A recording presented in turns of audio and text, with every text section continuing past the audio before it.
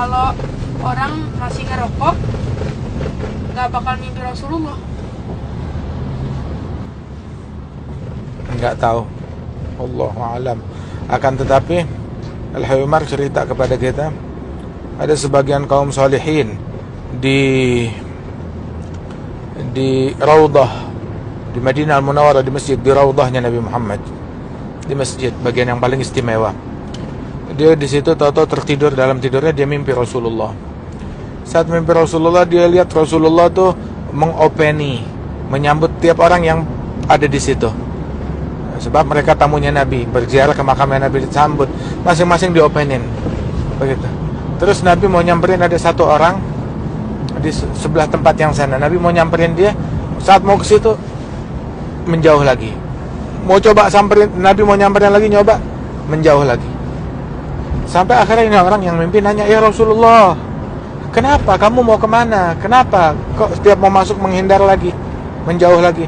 Bilang, "Saya mau samperin, ada saya punya cucu, dia datang dari jauh mau berziarah kepada saya. Dia udah berziarah, begitu dia duduk di situ, saya mau nyamperin dia, mau nyambut dia. Cuma di kantong dia ada rokok, jadi saya nggak bisa mendekat." Kata Rasul sallallahu alaihi wasallam. Ada lagi sebagian salihin,